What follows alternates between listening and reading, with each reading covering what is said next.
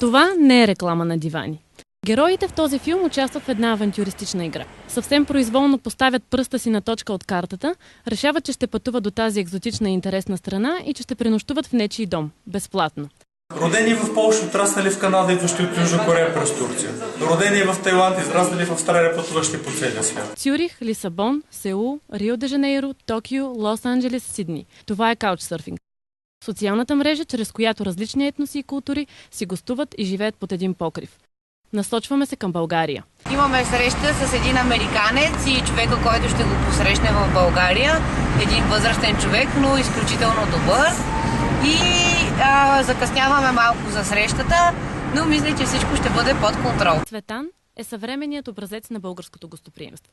Той е пенсионер на 75 години и е работил в БАН. Новата му професия е любезен домакин, който вече е приел над 60 души в апартамента си. Днешният му гост идва от Норвегия, но е американец от Северна Дакота.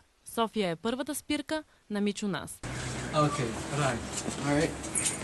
Thank you. Enter, please. Wow. It's nice. You'll spend here your days. You can use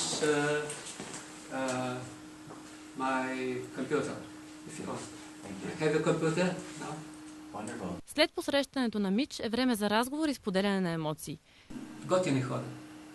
Отворени сърца, отворени съзнание, отворени очи. Sodan's a very nice gentleman to open his house. Повечето от тях са пътували на някъде. За съжаление, аз все още не мога, защото съм един беден пенсионер. You guys are very smiley. I lived in Germany for a year and there was a Bulgarian on my floor and I learned the whole yes like this and no like this. След като нашият американски каучсърфър реши да даде старт на приключенията в България, Цветан превъртя лентата назад и разказа за най-колоритните си гости и за най-необикновените си впечатления.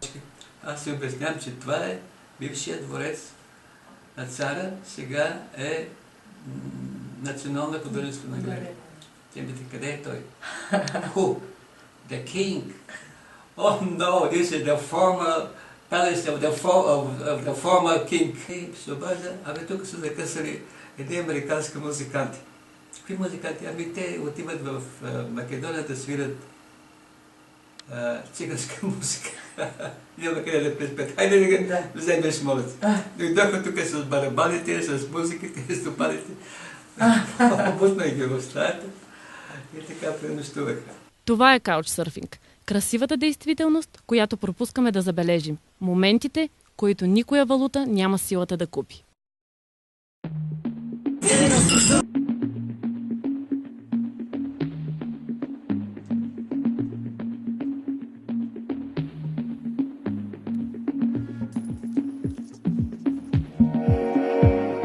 Не знаеш къде ще попадеш и какво ще се случи.